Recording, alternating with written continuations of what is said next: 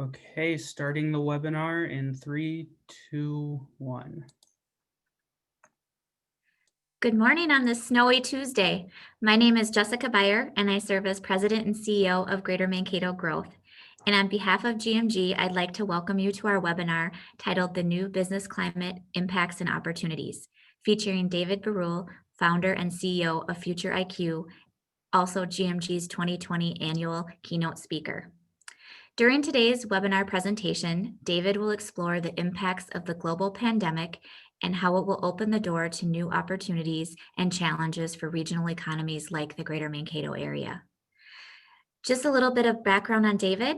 David is a world-renowned strategist, researcher, and thought leader. Over the past 20 years, he has worked in a wide variety of arenas with a wide-reaching impact on regional and national economic growth and revitalization in the U.S. and internationally.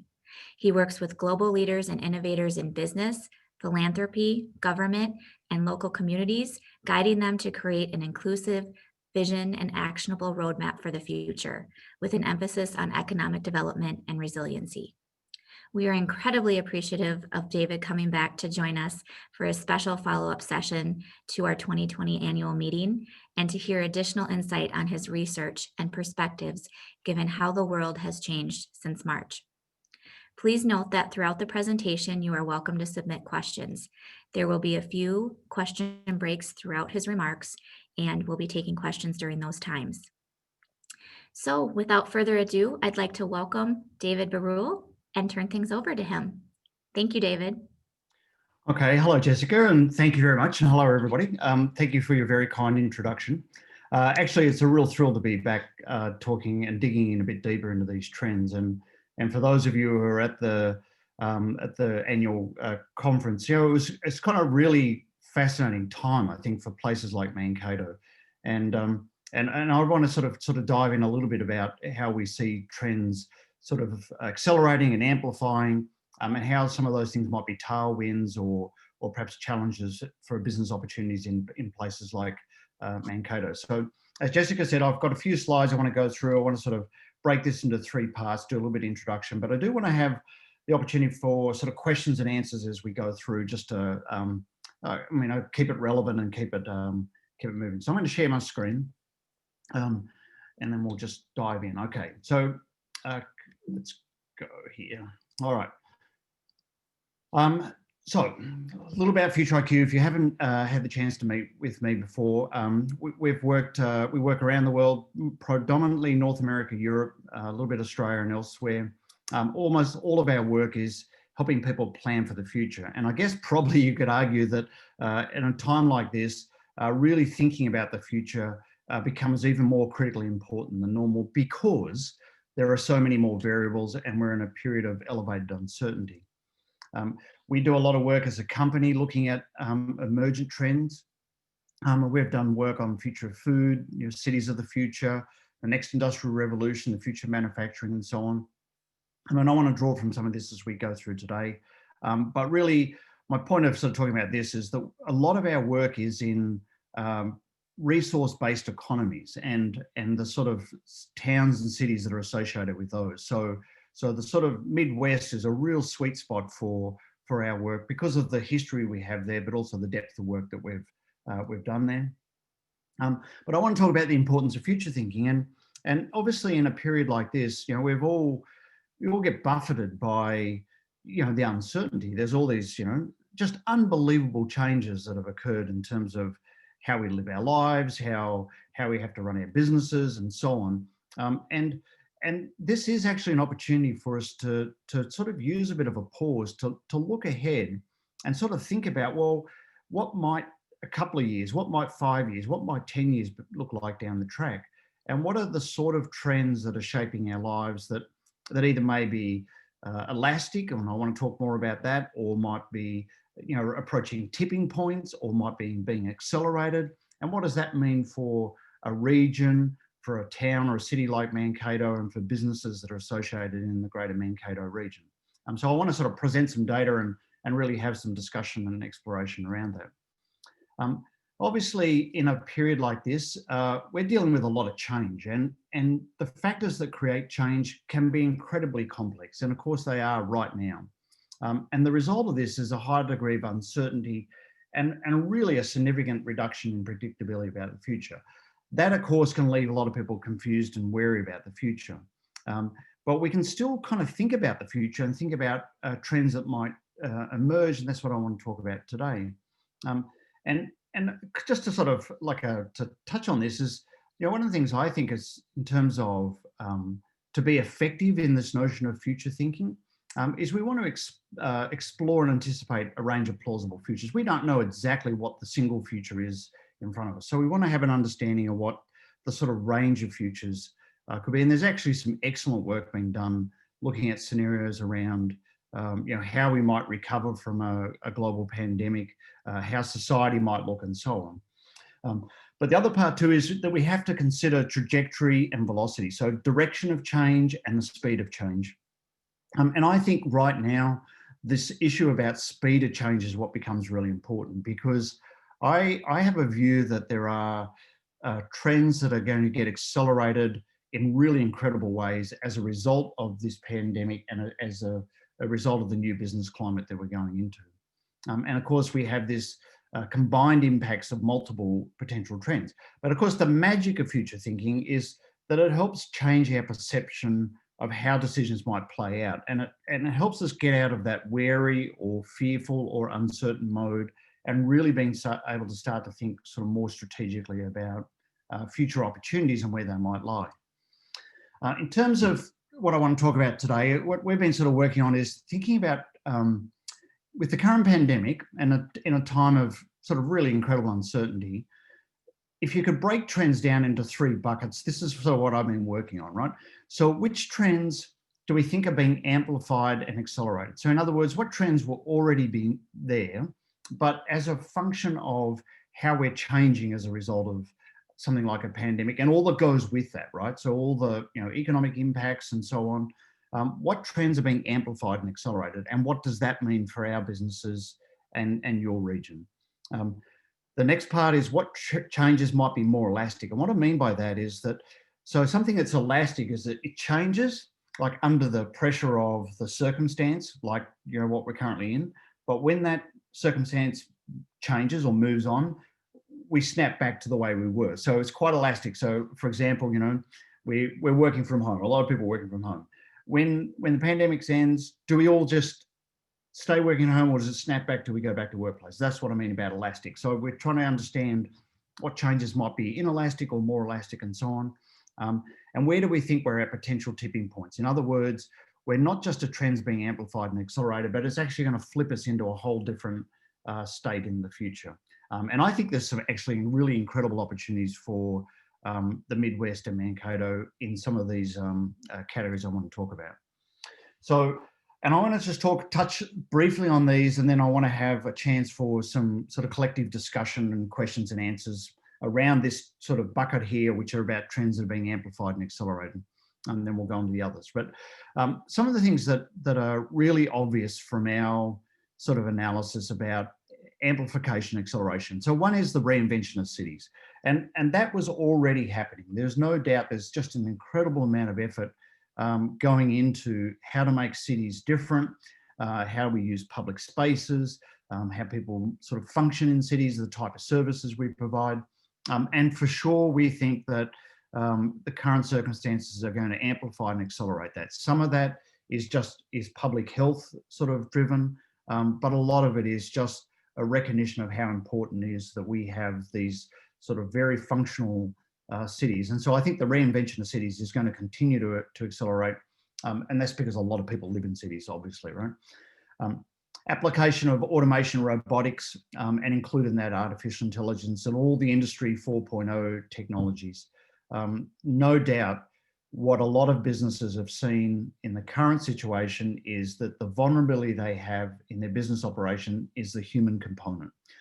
So there are a lot of businesses and enterprises and sectors that are really stepping on the gas of automation and robotics. In other words, to be able to build greater capacity to be able to function with minimal human crews and so on, because obviously that's been an issue in manufacturing and food processing and other areas. Instant health data. So all of a sudden, we can get very fast tests, temperature checks, all those things are going on. That's a global phenomenon at the moment.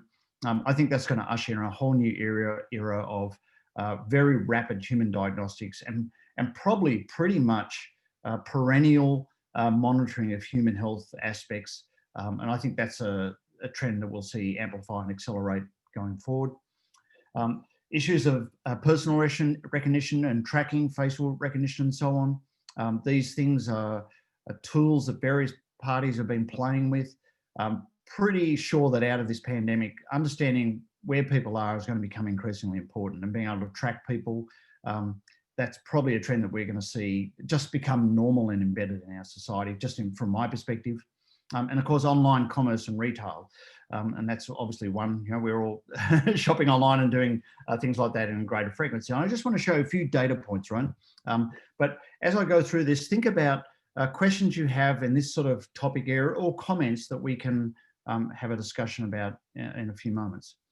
But I want to show you a couple of data points on this. So this is really about what's driving this acceleration in automation, robotics, artificial intelligence, and so on. And this chart, 1950 through to 2030, it looks at the cumulative capability of various digital technologies. So back early, we had mainframes, then we had PCs, we had some web commerce.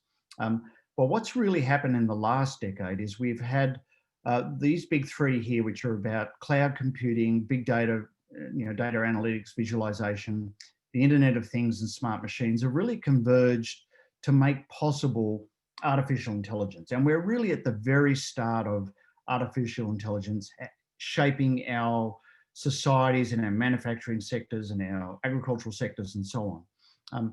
And some people also make the case that the previous century was really defined by the internal combustion engine and the way that piece of technology shaped all areas of our life. And what a lot of sort of people who are forward-looking are saying is that artificial intelligence is going to be the equivalent of the internal combustion engine for the next century. And we're very much at the tip of that. And for sure, that's being accelerated. You can look already at the studies that have been, where artificial intelligence is being applied to help find, vaccines and medical treatments and, antibiotics and, predictive analytics and, it becomes the sort of the juice that drives the automation and robotics and that we're going to see in a lot of our industries. And you'll notice that curve there for artificial intelligence, it looks a bit like some of our viral curves where it goes exponential. So think about in the next decade, if we see this, real ramp up in artificial intelligence and all the things that go with that, how does that change our business opportunities? How does it impact a region like Mankato and the industries that are associated with such a region? So some of the things like in a simplistic level, if you think about, when do machines outperform people, right? So we're talking about, 2022, folding laundry, but then translating languages, driving trucks, writing high school essays, working as surgeons. And really by 2060, we're talking about, robotics and artificial intelligence being better than humans at almost everything. So what happens to our industries there? But we're in a very dynamic time. Lot of opportunity in this space if you're in it or looking to get in it.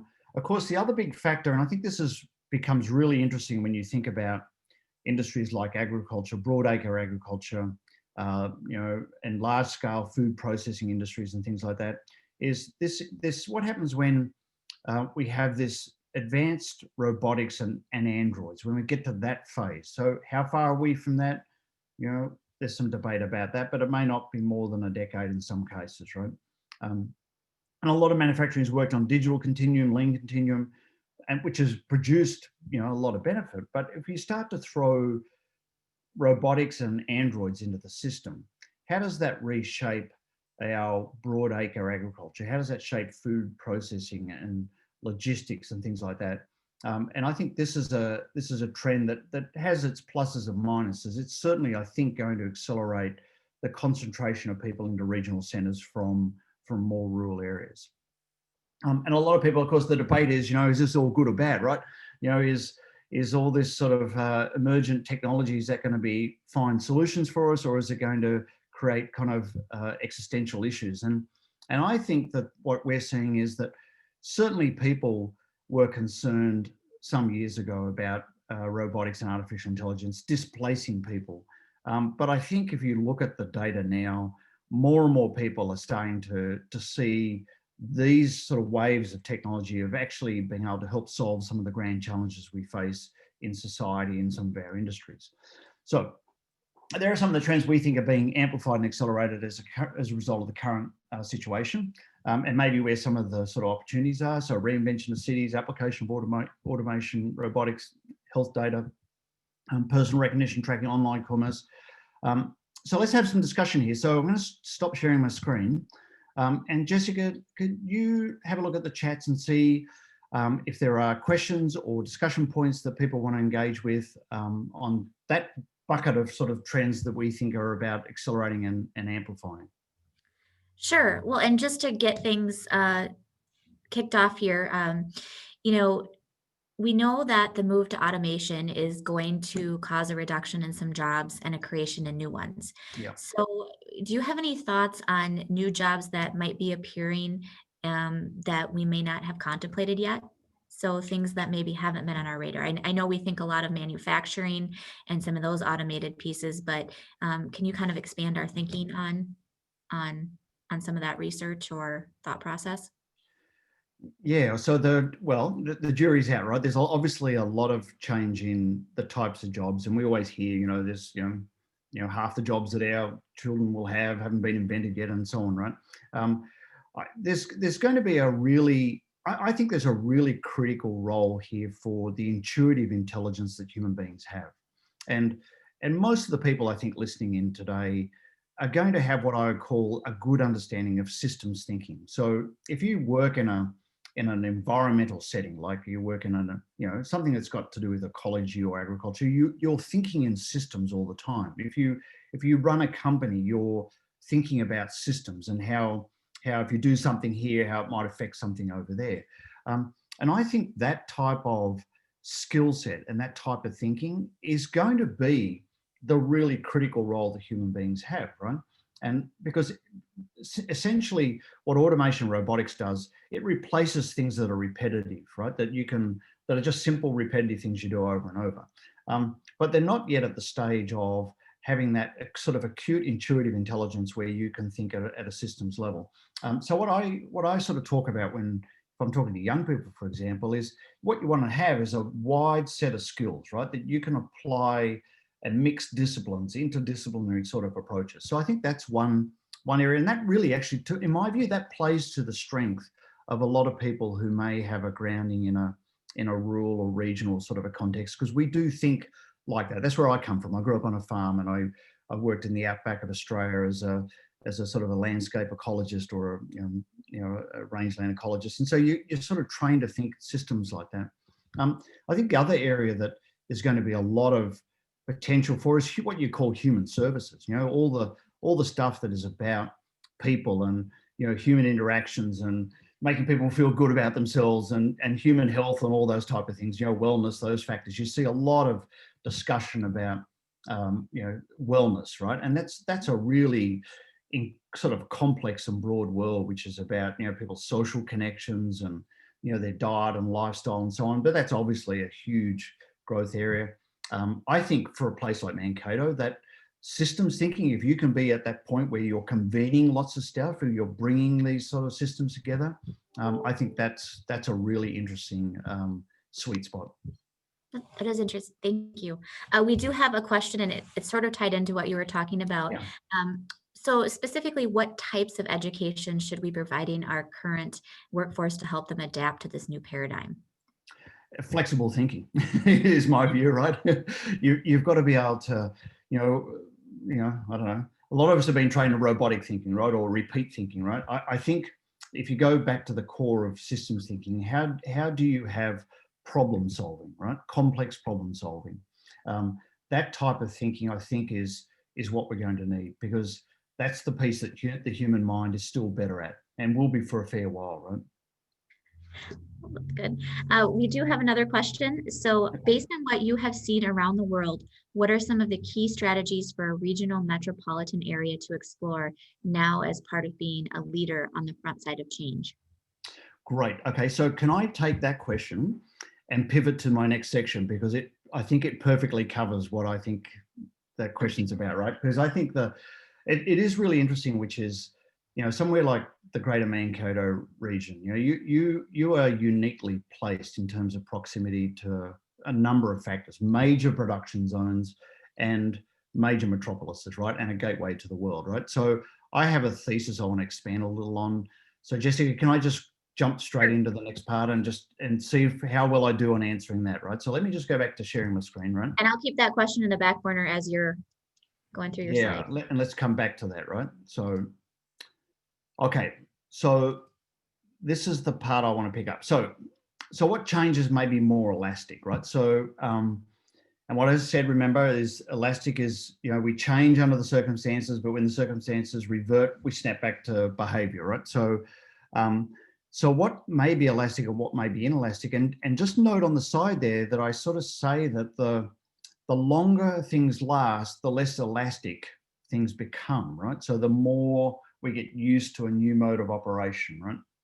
And so these are some of the things that I see people talking about, right? And I have some thoughts I want to share in terms of where these might sort of fit into a continuum of elastic or inelastic. So mass urbanization, and I've talked about it, we'll touch on that today.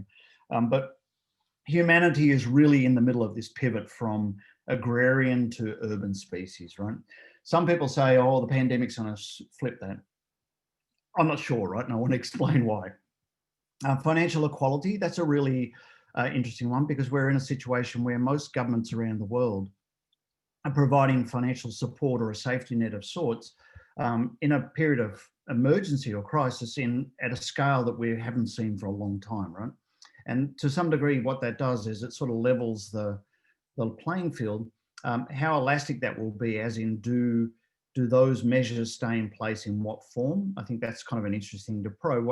What we really haven't started to the big debate about publicly is how do we pay for this enormous cost of the economic downturn and all the support that's been pushed out by governments around the world. Working from home, interesting one, right? So we see a lot of companies now sort of talking about, well, you'll be working from home till next year, till middle next year, maybe forever.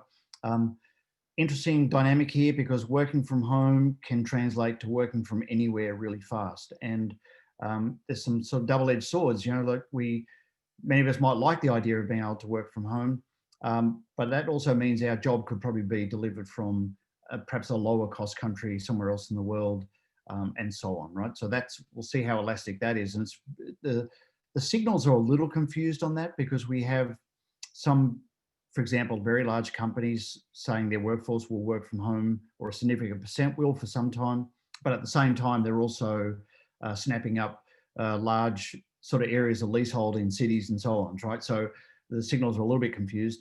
Nationalism versus globalism, I think that's one that's going to be really interesting to watch, see how that plays out.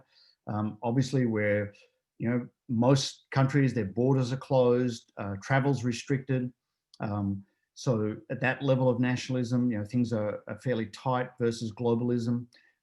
Does that free up? How do we move back into a more globalized world? Do we? When does that happen? Certainly, concerns about supply chains and things like that have continue to force, I think, people to look about security of manufacturing supplies and food supplies and so on. I think that'll be a really interesting one to see how that sort of evolves. And is it elastic or inelastic? And then shifting global wealth. So I want to show you some data points, and then I'll come back and give you my thoughts on this, right? So there's this point about that we're pivoting from an agrarian species to an urban dwelling species. And I know for a lot of people listening today, it's like, who's this guy? What's he talking about, right? Well, if you look at the numbers, right? This is 1950. This is a schematic of the world. This is North America, South America, Europe.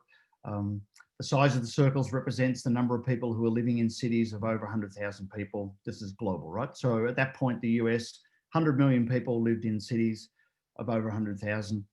So the country was 64% urbanized, and most countries in the world were, generally agrarian or half and half, right?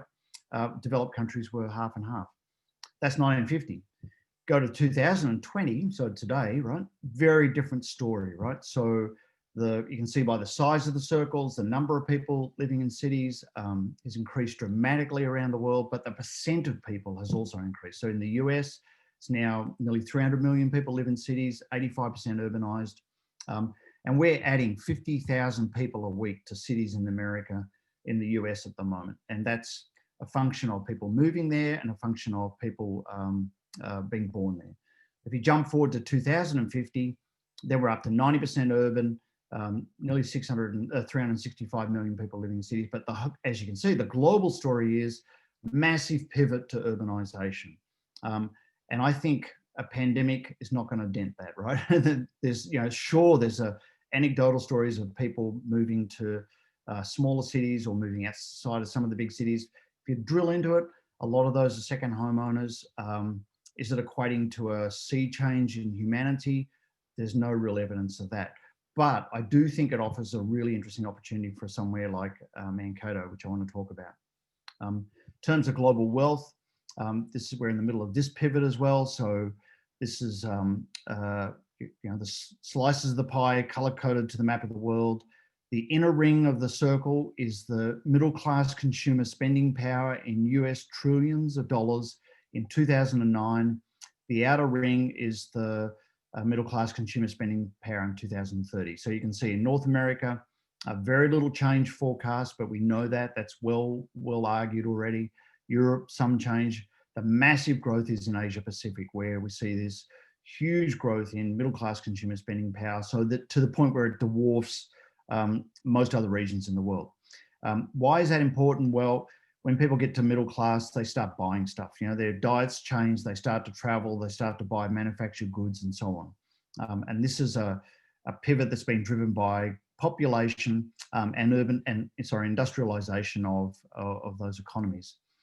But to bring it back locally and to the question about Mankato, is that my observation of, if I look at major metropolises around the world. So if we take the case that people are increasingly concentrating into mega cities, right? And you can, list the 20 or so mega cities in the US, for example, and the Twin Cities is one of those, right? And uniquely located in the Midwest, a growing world-class metropolis. And then what you have around that is you obviously have the sort of downtown core, then you have this suburban sort of commuter zone sort of arc around it. Then you have what we call the peri-urban space, which is sort of, in this case, is about the 60-mile radius, which is where assembly and distribution occurs. And then you have this larger sort of production, research, recreation zone, which is sort of, think of that as your agricultural landscape. My forecast is that we're going to see an incredible amount of innovation occur in what you would call this peri-urban space. I call it the arc of innovation as well. And the reason for that is you have the ability to have specialized cities develop in these, in proximity to all the benefits of this major metropolis, but also, embedded in the production landscape. And think of, for example, Rochester and its specialization around medicine.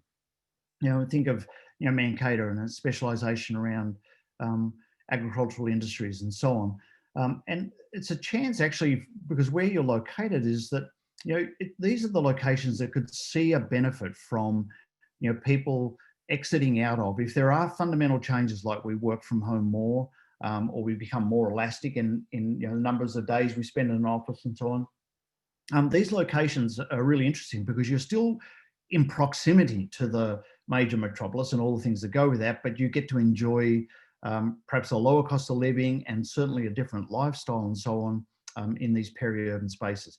And I definitely would keep an eye on peri-urban spaces around the Twin Cities, but also around any of the major metropolises, because I think we're going to start to see more sort of businesses move into those, both concentrating from the production zones of people, moving this, say it's agricultural specialties into service centers in these zones, or businesses relocating out of the metropolis. I think it's a really interesting point there. So what changes may be more elastic, and how might this impact somewhere like Mankato? That's what I want to sort of bring it back to. So mass urbanization, I don't think I think that's an inelastic thing. I think we're just going to continue to see that. We may see a sort of a bump, but again, I think the nuanced version is somewhere like Mankato has a unique opportunity. Financial equality, different story. I'm not sure. I think we might be at a point where this whole social fabric, social safety net,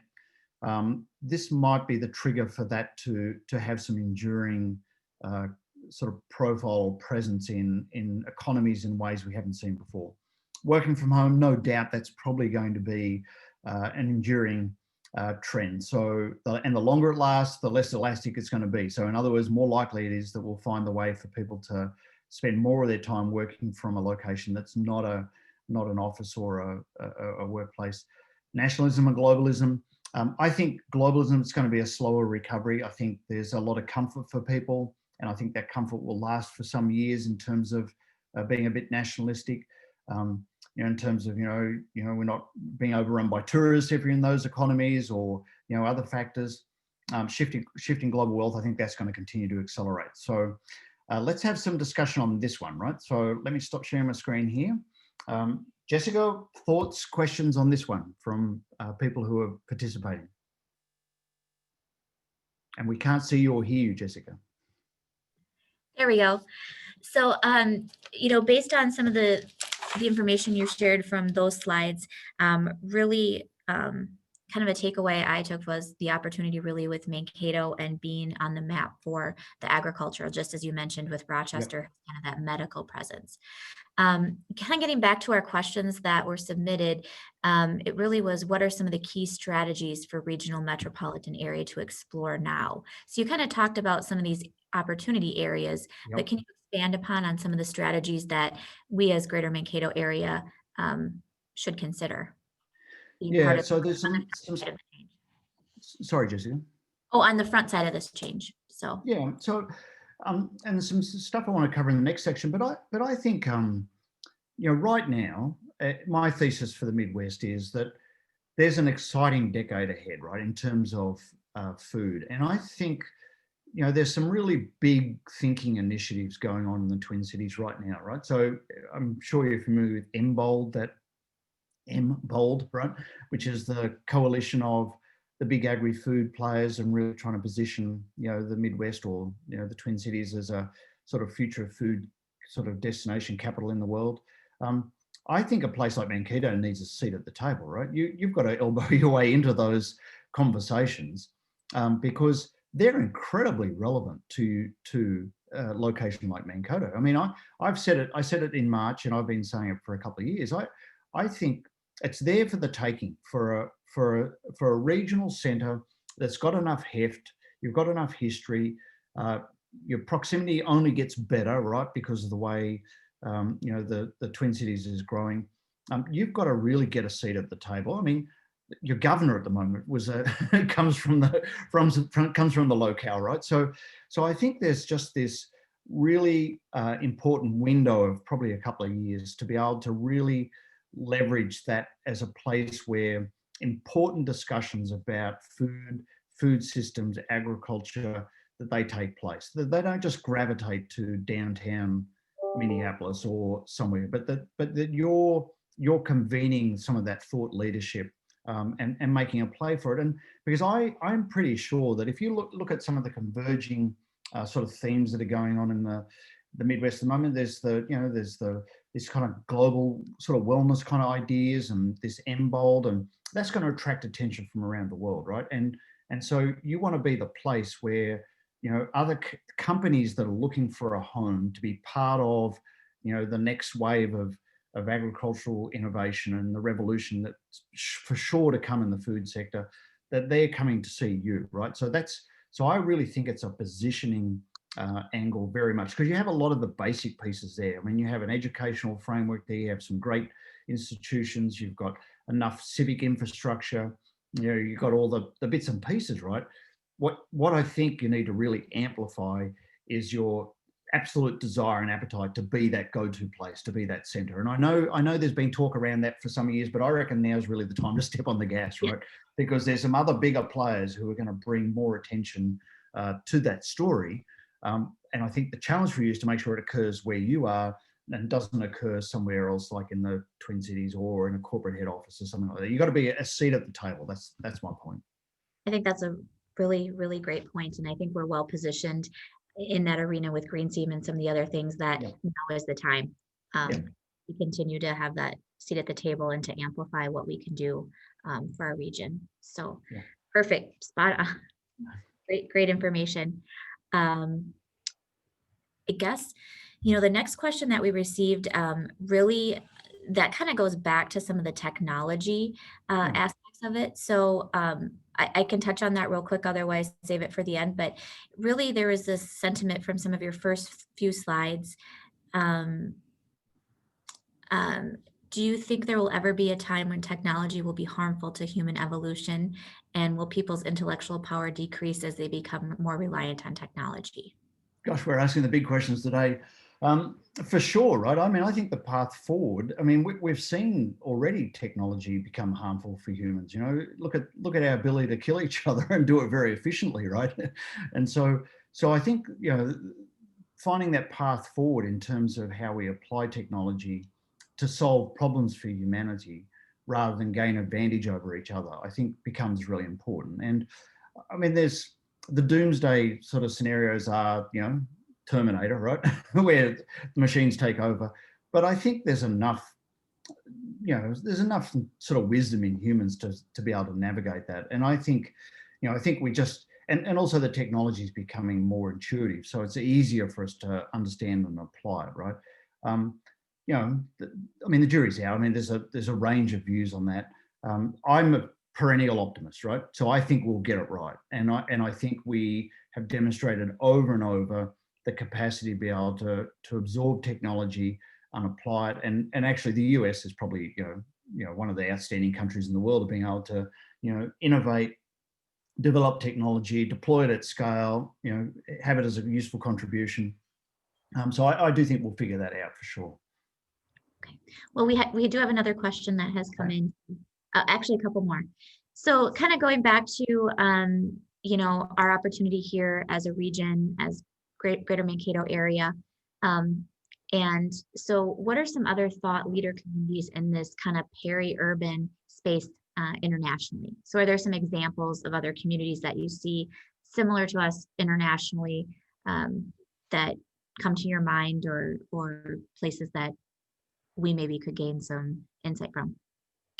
Sure. Look, and you can kind of dig into that, and I can actually send you some stuff too on examples of that. And so the areas I'm familiar with in terms of, say, Europe and North America and Australia and so on, there's a lot of really good stuff going on in peri-urban communities, particularly ones that are able to attract the educational component. If you can get the educational component and the sort of scientific technology component, and it bolts sensibly with an industry, and in this case, sort of think of agriculture, right? So if you can draw in that sort of human health, wellness, technology around food processing and put it together, then you have a pretty exciting mix. But there's some good says. McKinsey's did some great stuff looking at sort of the mega cities and the economic impact around those. I'll make sure you get some of that, and we can post that as well. Great, thank you. Appreciate for that follow-up. Yeah. There was another question about, we are in an innovation ring based on the graph shown. Is this effectively the seat at the table as a Southern Minnesota regional leader? So I think this is more talking about the innovation ring that you showed a few slides back. So my thesis of the arc of innovation, right? Mm-hmm. Yeah. So and I think actually the part of the strategy could be, right, if was to think about this, is I think that, it's natural to think of somewhere like maybe Rochester or St. Cloud or something like as competitors, right? But I think working together is going to be really useful, right? Because you all have your own particular niches or expertise, right? And I think the game at the moment. So when you look at societies that are mass urbanizing, right? So if the US ends up 90% of people, in cities of over 100,000 people, right? So that changes the whole, political dynamic and so on. So I think the communities that are in what you would call that arc of innovation, that peri-urban space, I think they, in your setting, really could be banding together in a very influential way, right? And really working with, and I've done some work with, or had some sessions, discussions with the Council of Mayors in the Twin Cities, and they're actually quite cognizant and keen to kind of figure out this. It's not quite a rural-urban divide, right? But because it's really now sort of these rings of innovation, right? But they understand that their economy in the Twin Cities is dependent on the drive of the agricultural economy that's in the regional landscape, and that regional landscape goes much bigger than obviously than just the sort of southern Minnesota. Runs right down through the actually west and south and so on. So I think figuring out how to come together and using your collective strength to be sort of bargaining and positioning and make sure that investments occurring in that peri-urban space, I think that becomes really important, right? Because the gravity center is to the big population centers, but you have to keep making the case that you represent this really important, sort of small city sort of opportunity where different things can happen that service and support or swing off that major metropolitan center. I probably should finish my last section, right? Yes. And I Yeah. I think we're on the right Yeah. track with that. And so it gives me hope. We have been having some conversations with some of our regional centers. I know our organization. And so I think that there's a lot of opportunity here to continue those conversations on a higher level beyond the Yeah. So, all right. So let me just add a couple of pieces here, right? And then I'll share some of my thoughts as well, right? So, all right. Okay. So, so the last piece I want to go through, right? And so this is relevant to what we're talking about, which is where are the tipping points, right? Or where are tipping points that are coming, right? And this is where speed of change becomes such that not just a trend, not does a trend just amplify or accelerate, but it actually flips, right?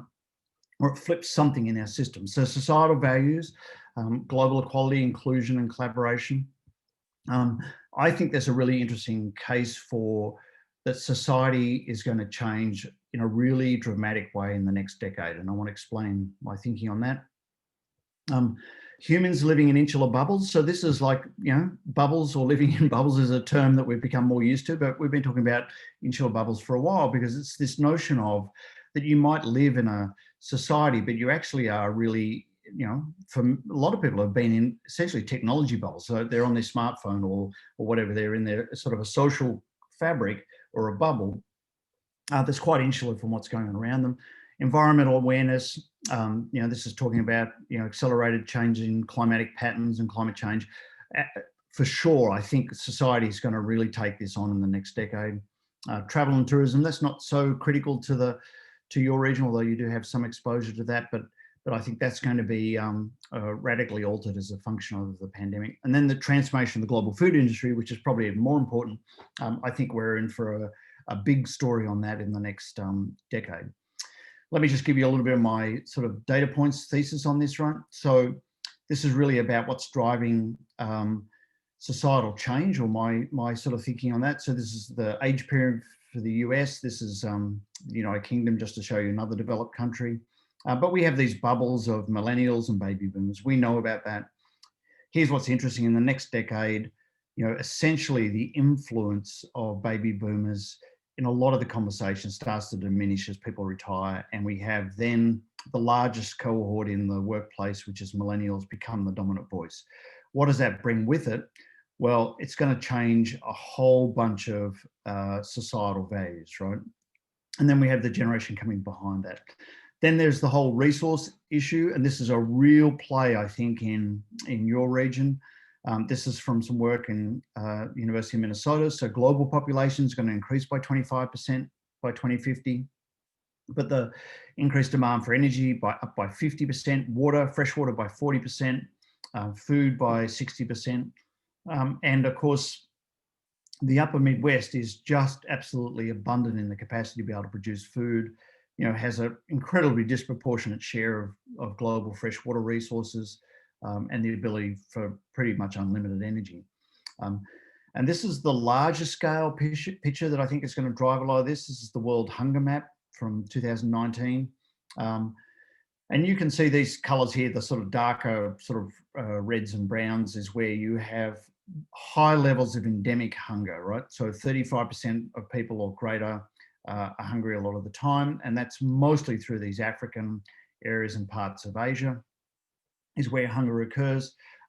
Most of the rapidly growing populations in the world are here through Africa, and of course the largest populations are here in India and China.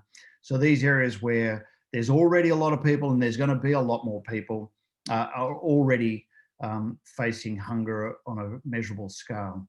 If you overlay that with the impacts of climate change, and this is from some of the long-term crop yield modelling, the winners, northern mid-latitudes, if that's the right term, winners probably not, but the areas that will likely see, on average, some increase in the ability to be able to grow crops and crop yield is through the northern mid-latitudes. And of course, that's smack right in where the Greater Mankato region is. Probably the more alarming thing at a scale level is where the hungry people are and where the population increase is occurring is where there's going to be greater challenges to crop yield. So just a couple of points to hit on with that, right? So just to I think these are the big issues we're going to face in the next decade, right? So one, societal values are going to shift. That's going to require us to think differently about global equality driven by, sort of disconnects around the world, the disconnect between where food can be grown and where it's going to get consumed.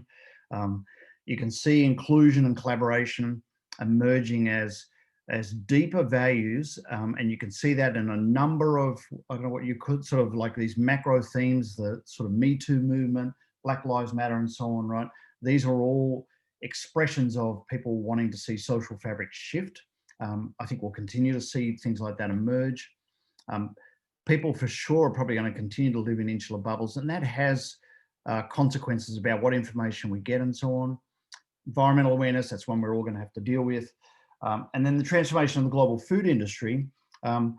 Human health is a really big deal, of course, and I think that we're going to see this global food industry have to transform for a couple of reasons. One is to solve the problems of feeding the planet, but also trying to start to address the human health issues and the considerations that come with that. So let's have some discussion on this one, Jessica, while we're on that topic, right? So in terms of where do we see tipping points, right? There's some of my thesis about where there might be tipping points. The challenge, I think, for a region like Mankato is how do you get on the right side of these tipping points, right? Because they're going to be big and they're going to move fast. And this is the sort of moment that regions or communities can get left behind, or industries get left behind, because if you're on the wrong side of large sort of sea change moments, then it's really hard to catch up on that. So Jessica, let's see what comments, questions, discussion there is on this bucket here. So I haven't got anything specific on this bucket, but it does tie into, as you're talking about the food industry, and so this does relate to food and some of those topics, but it's going back to getting a seat at the table and what are some strategies in doing that.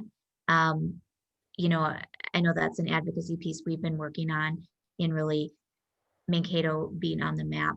As you think of the Iron Range in northern Minnesota and you think of Rochester for medical, but how, is that done by business moving in? Is that government marketing? Basically, the question was just asking, some strategies for getting at the table. And I think you alluded to, getting involved in different organizations and making sure you have a seat at the table there. But if you have any other examples of what you've seen in other communities. Yeah, so I think right now there's some big plays being made, right, or big conversations that are occurring about how the Midwest is going to be relevant in the future as a food producing location, right? So there's not many significant food producing regions in the world that are really facing a scenario where your ability to be able to produce food is going to expand or potentially could increase. So I think it's actually, for the Midwest, it's a global positioning story. And then for Mankato or Greater Mankato, make sure you're on the coattails of the people who are having those big conversations, right? And I think, it's hard because you don't necessarily have the capacity or the reputation to be the leader on some of those conversations. but you certainly want to be in the delegation having those conversations. And I think so, bolting in on that. The other part too is I think it's there has to be a narrative about what you're about. How you sort of branding's the wrong word, right? But it's really what's the position that you want to take as a region, that you can articulate that case to people, right? And you can scale that up and down. You can use it as a generic sort of public education tool. You can use it as right down to a pitch to a company that might be looking to move to get a foothold in, I don't know, agricultural science in the US, right? And so your competitors then are Kansas City and other places, right? And because that's where there's a concentration of some of those type of firms. But I really do think that if you look at what's really unique about the Twin Cities and then Mankato by its proximity is that you just dominate that whole landscape in the Midwest, right? I mean, there is not another big city until Seattle, right? And so, and it gets crowded as you go east, but you really from where you are to Kansas City to Seattle, you have this ability, I think, to be able to exert a lot of influence on that broader and become the center for a lot of sort of discussion, activity, investment, so on, around resource-based economies of agriculture, food, and so on, right? And it's just, I mean, it is really a remarkable geographic potential you have there. And of course, where you're located is on the right side of the story, right? Exactly. And, with higher ed and whatnot, we do have a question that pertains to this. And so we have a number of higher education institutions in the community and region. And so how should we prepare the upcoming generation to address specifically these tipping points? Yeah, so I think just to be really honest, right? I think being on the side of solutions around environmental impact of agriculture, being on the side of solutions around impacts of wildly varying climatic events, those type of things. I think you have to walk into those issues, right, and own them, right, and say we want to be part of the solution of that, right? Because I think if I just look at that list there in terms of societal values, some of the environmental kind of awareness issues, impact of food on people's health, and so on, you've got to be on the right side of those trends, right?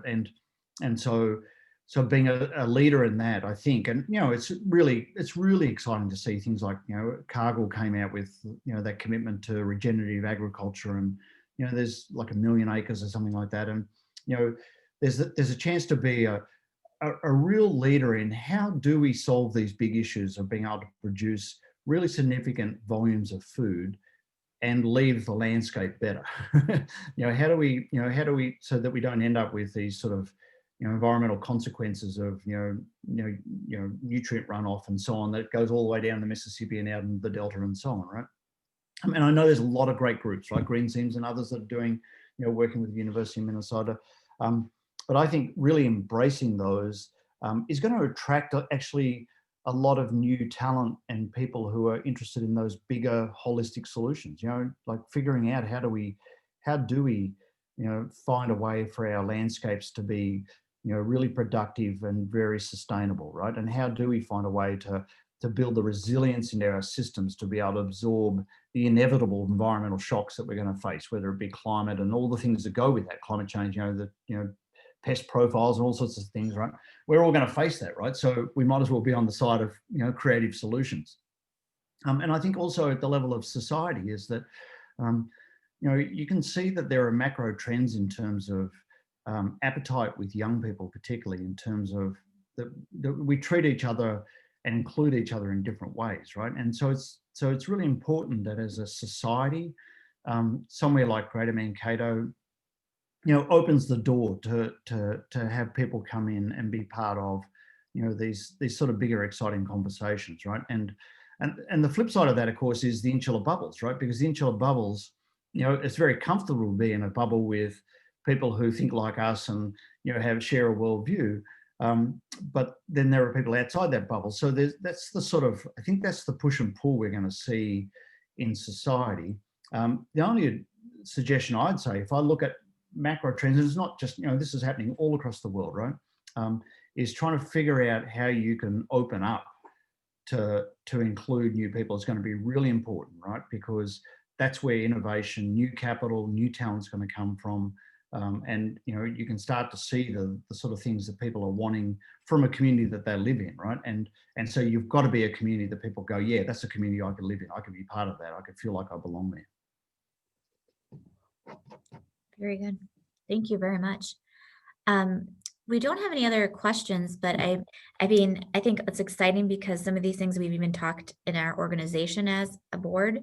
And I think it's just that outlook of how we are at that table. But I think what's interesting with Greater Mankato area is we do have so much potential in this agricultural setting, as well as, we're a diverse economy. So we have manufacturing, healthcare, service industry. And so when you're talking early about some of that human capital as well, we very much have a diverse economy. So, as a regional center, do you have any perspective of how, how that works with any other feedback or thoughts that you have based on your research or experiences as we work as a regional center, bringing in some of those, communities and how we work together to strengthen each other?